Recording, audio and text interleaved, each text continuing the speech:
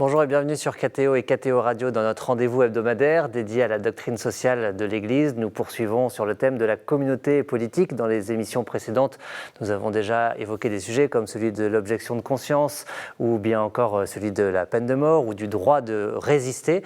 Et aujourd'hui, nous nous posons cette question, l'Église préfère-t-elle la démocratie? Nous en parlons avec nos invités. Père Augustin Bourg, bonjour. Vous êtes responsable de la Maison Saint-Germain, du séminaire de Paris, enseignant à la faculté Notre-Dame et co-directeur du département de recherche politique et religion au Collège des Bernardins. Avec nous aussi Stéphane Bouillon, bonjour. Bonjour. Haut fonctionnaire, vous avez été plusieurs fois préfet, vous avez travaillé à Matignon, vous avez été directeur de cabinet de 2 ministres de l'Intérieur et puis vous avez été secrétaire général de la Défense et de la Sécurité nationale. Vous êtes aujourd'hui conseiller à la Cour des comptes. Père Augustin, je commence par une citation tirée de Evangelium Vitae de Jean-Paul II. La démocratie est un système et comme tel un instrument et non pas une fin.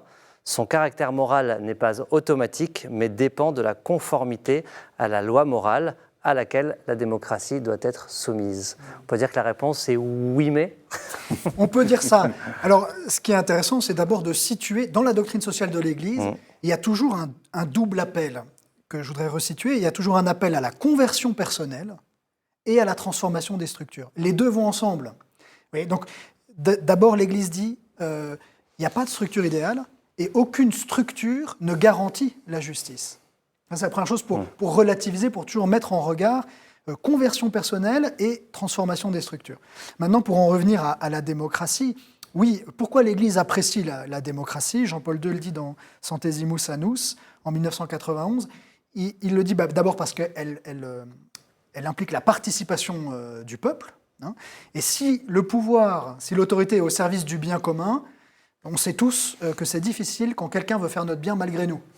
Voilà. Donc je ne peux pas préjuger du bien d'une population sans l'écouter, voilà. Donc c'est pour ça, c'est la première chose. La deuxième chose, c'est que la démocratie permet des changements de pouvoir, des alternances pacifiques. Ça, c'est quand même précieux.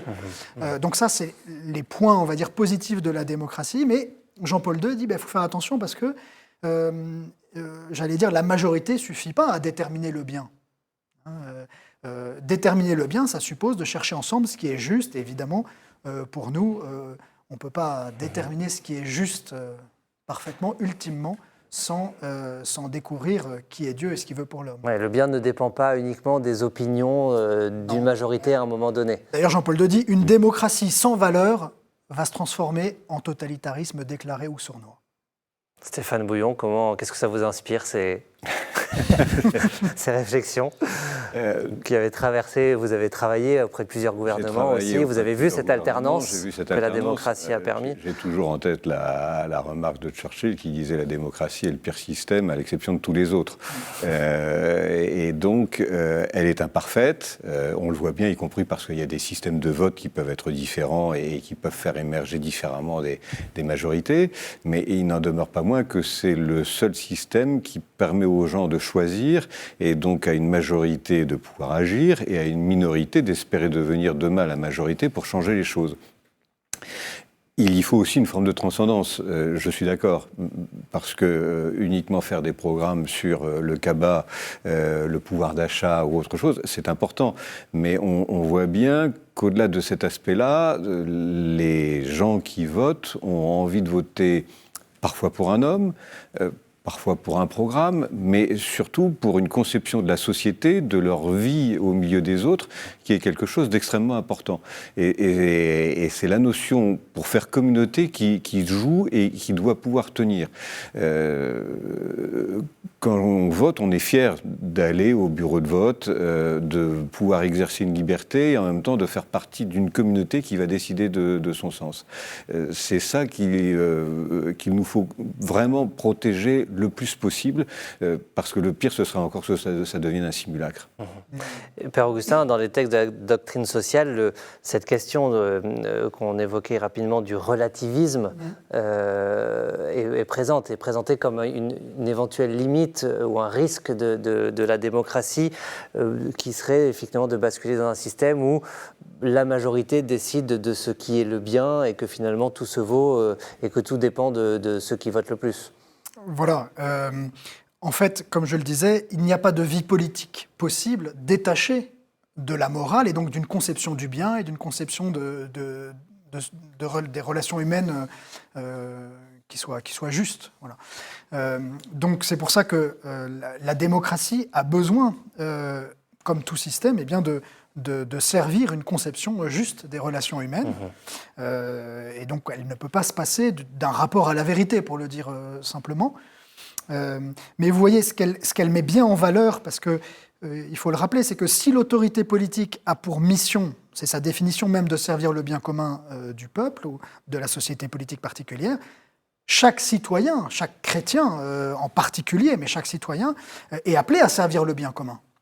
Et donc, dans une démocratie, il le fait de façon peut-être plus pleine ou plus engagée, mais il ne suffit pas qu'il y ait un vote pour que les gens se sentent impliqués, concernés, parce que ce n'est pas simplement le vote qui va faire que je sers le bien commun, c'est comment je vais m'engager dans une société, dans la société civile, dans un engagement associatif, mais aussi en servant l'État.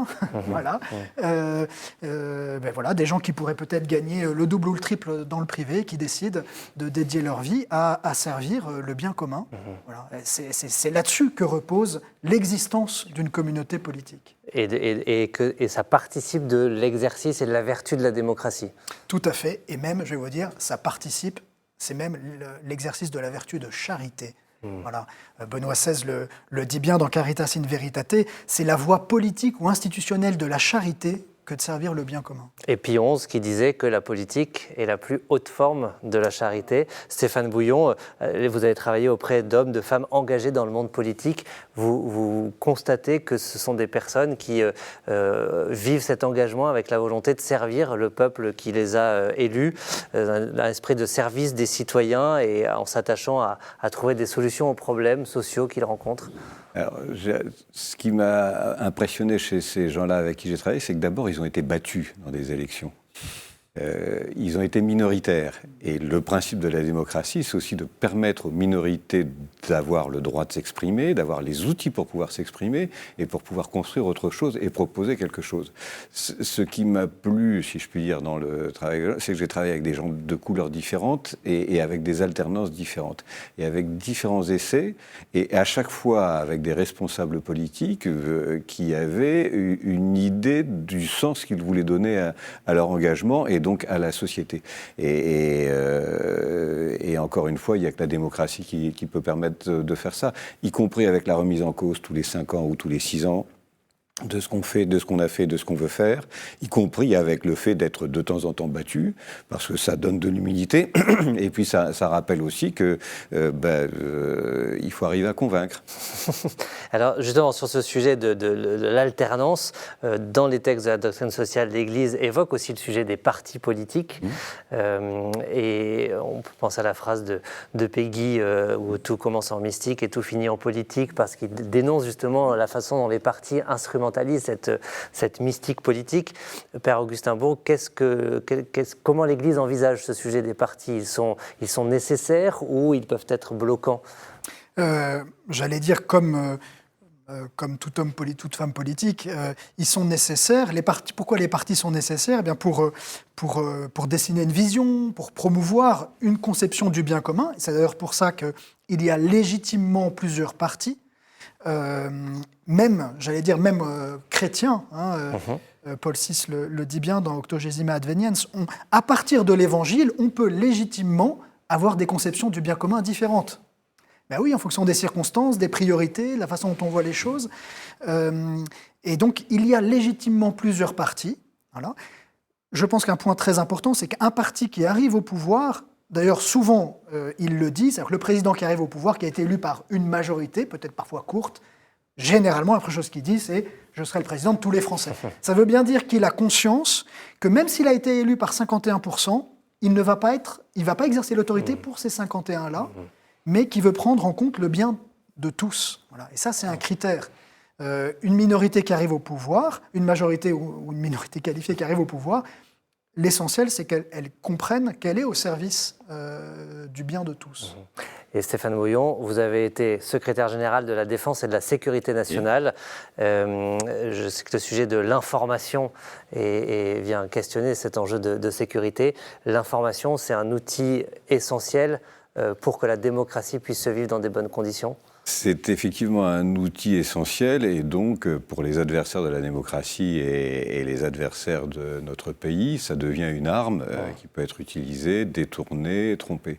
Et toute la difficulté là-dedans, c'est pas que quelqu'un puisse s'ériger en disant « je sais la vérité et je vais vous dire ce qui est vrai et pas vrai », parce que personne ne nous croit, en tout cas l'État, on ne nous croira pas. En revanche, expliquer comment l'information est faite, le contenant, les adresses IP des sites qui sont en train de faire du trolling vis-à-vis des gens.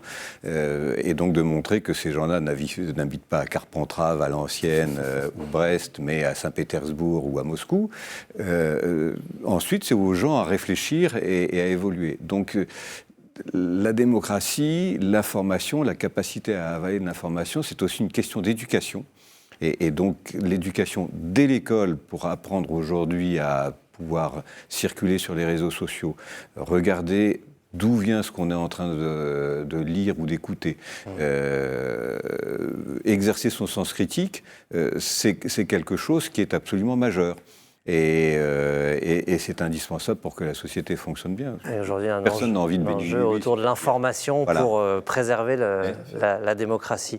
Et je termine avec cette citation du Concile Vatican II. « Les moyens de communication sociale doivent être utilisés et soutenir la communauté humaine dans les différents secteurs. » Il y a tout un passage aussi dans le compendium de la doctrine sociale qui revient sur ce sujet très important de l'information aujourd'hui à l'heure de l'intelligence artificielle. On en voit les enjeux. Merci beaucoup, Père Augustin Bourg, Stéphane Bouillon, de nous avoir éclairé sur ce sujet, les conditions qui doivent être réunies pour que la démocratie puisse se vivre. On peut bien sûr se référer et lire dans le compendium de la doctrine sociale tout ce qui touche à ce sujet de la démocratie, tout un passage dans le chapitre 8 sur la communauté politique. On se retrouve aussi sur ktotv.com et ktoradio.com pour réécouter et partager cette émission. À bientôt.